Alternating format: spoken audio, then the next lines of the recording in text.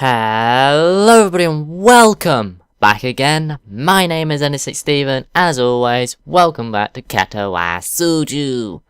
Let's begin the track meeting.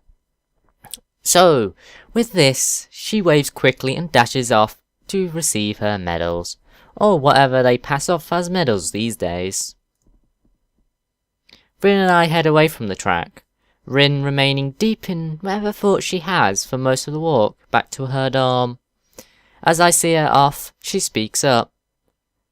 "You're probably not getting that coat back, I think. I'm sure I'm gonna get it back eventually." Interesting.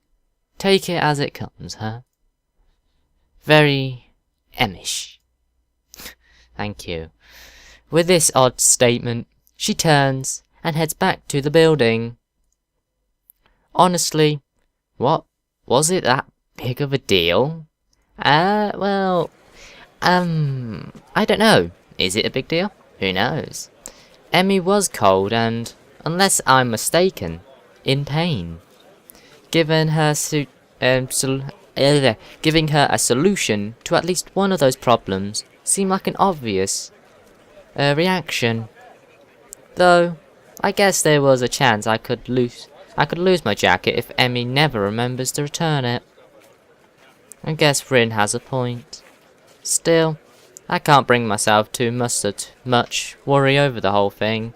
After all, it's been getting warmer lately. I don't need a jacket. Odd. I think I used to be a little bit more responsible with my stuff. Emish, huh? Maybe that's not really a bad thing. Or is it? Nah, it doesn't seem too bad. Maybe. I don't know. Should I worry? Don't think so. Well, here he is. You haven't been forgetting to take your medicine, have you? No, I've been having it every day in the morning. I think. I'm catching a little murmur.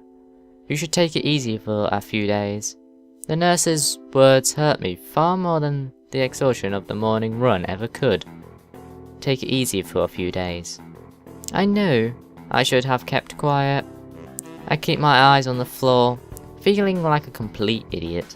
Of course I haven't been remembering to take my meds. Oh my, really? I've been rushing out of my room to get to the track before Emmy. After the track meet a few days ago, I felt inspired.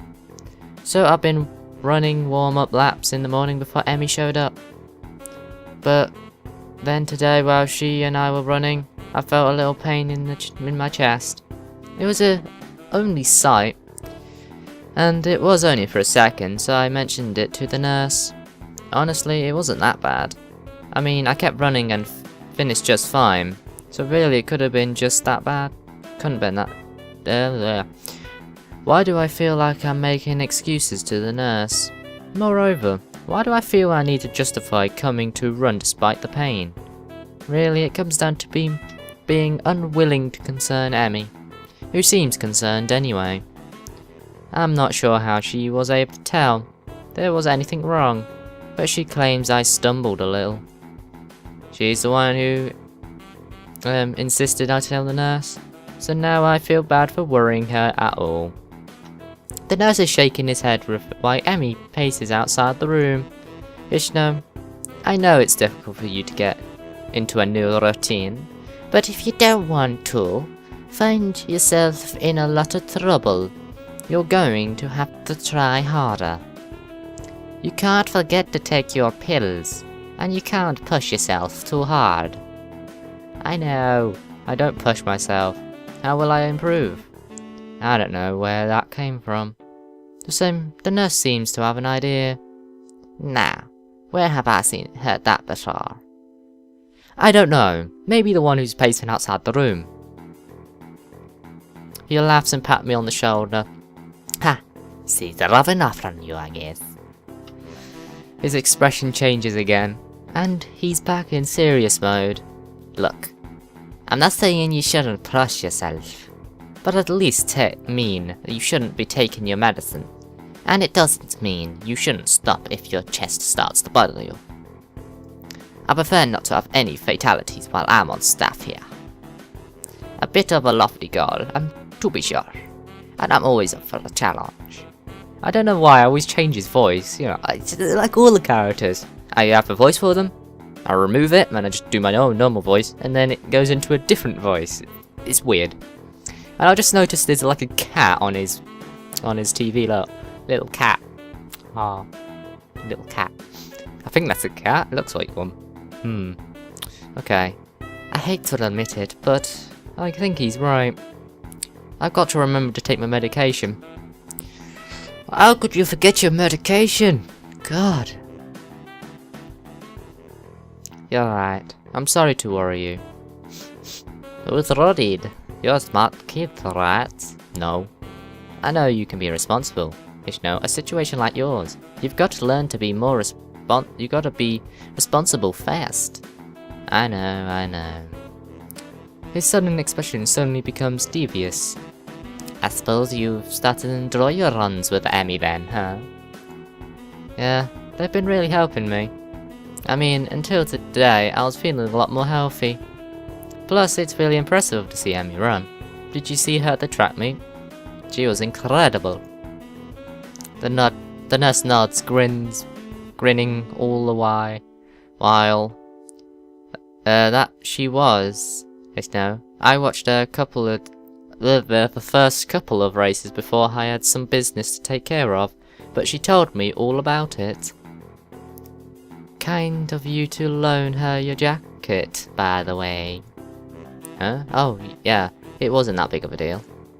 I had honestly forgotten all about that. I still haven't gotten it back. The nurse gets a smile and makes me feel like he just made a joke.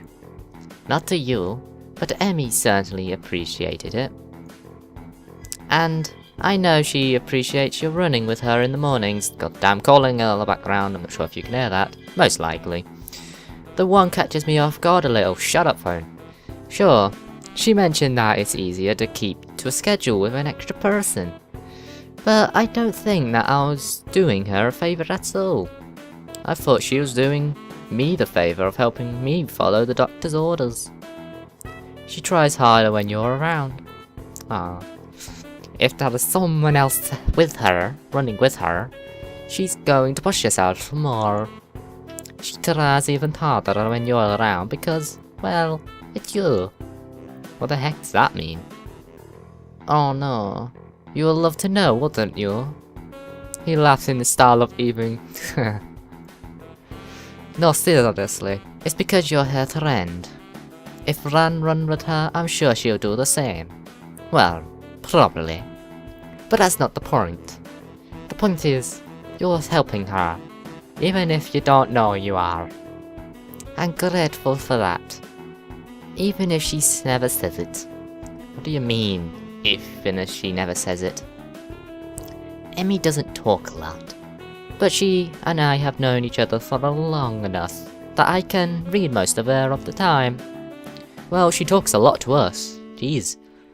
I'll admit it. Oh, it's not him again. I'll admit it. I have no idea what he's talking about. Emmy always seems pretty talkative to me. Yeah, I know. I see. The nurse suddenly realizes that he's been rambling and stops talking, looking a little embarrassed. Anyway, you don't have to stop your morning and exercise. Just walk the track instead of running for a few days. Let things calm down. And take your damned medicine. Oh, hello. I laugh as I exit the office, bumping straight into Emmy. Oops, sorry about that. Are you okay? What did the nurse say? Do you need to go to the hospital? No, I'm not dead. Oh my gosh. It was my fault, wasn't it? I've been pushing you too hard, haven't I? I'm a horrible person. No, you're not. The words pour forth like a torment. She's really agitated. I didn't expect her to be this concerned about me, to be honest. Gotta calm her down. But how the hell do I do that? I do the only thing I can think of. I give her a hug. Ah. Emmy tenses up slightly, so I pat her on the head in what I hope is a reasoning manner. Hey, settle down. I'm fine, okay? No worries. I can feel Emmy's body relax as I continue to exhume her. I'm fine. Sure, I'm fine. I'm fine. Her arms wrap around me, as if she's trying to confirm that I'm not about to fall over dead. I catch a whiff of her hair. It smells like sweet, or how adrenaline should smell. It's got the scent of activity, and a hint of strawberries, from her shampoo, I suspect. Wow, I just need to remember to take my medicine, that's all. Don't worry about it, it's not your fault. You sure? Her voice is muffled, most likely because at the moment her face is pressed into my chest. Yeah, I'm sure. I just need to take it a little easy for the next few days. It suddenly occurs to me how close the two of us are. It also occurs to me how nice being this close feels. I can feel Emmy's heartbeat calming down, and I have to resist the urge to rest my chin on the top of her head. Thank goodness. You had me worried there, Hisao. Emmy, you're going to come in here anytime soon? Oh, I'm sorry. Was I interrupting? The two of us spring apart as if the other was just caught on fire. Emmy brushes her back nervously and laughs. Of course not. See you later, okay? Oh, and Hisao? Take your damn medicine. Wow. The last phrase is punctuated by a punch to the shoulder. Yeah, I'll remember. See you later. The nurse smiles again, like he's on some joke. He's in on some joke. But I don't know about, and waves to me as I head for my room, feeling a burning in my cheeks. So he's blushing. I don't know what. I need a shower. A cold one, if the thought running through my head are now in any direction. She was really soft. My pills are waiting for me when I make it into my room. I swallow them without a second thought. I don't know why. I can't think of waiting until afterwards to take them. For some reason, I figured it was when I woke up, or not at all. But no, they only need to be taken every 24 hours. The exact same time of day doesn't factor into it. My thought drifts back to the hug in the hallway. It's weird. You expect someone to smell foul after a run, but for some reason, Emmy smelled right. That ting of sweet just seemed to fit her. I really need that shower. Wow. God damn it, Hisao. You weirdo. Jokes. Joking. He's just crazy. Strange that it feels so natural for me to go up to the roof these days. I would have done such a thing in my old school. In those days, I liked to eat alone. No, that's not quite true. Though I like to sit alone, I like to watch people.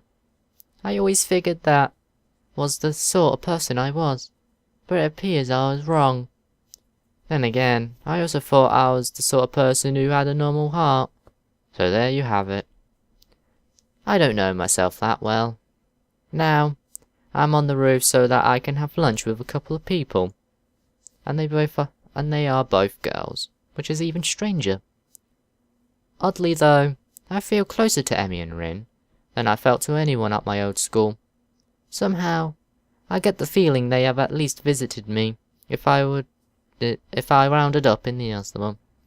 Yeah, I'm guessing that they were out of all the characters, I'm guessing only them two would actually, come regular. The others really doesn't. Apart from, Shinatun and Mista, is it? I forgot now.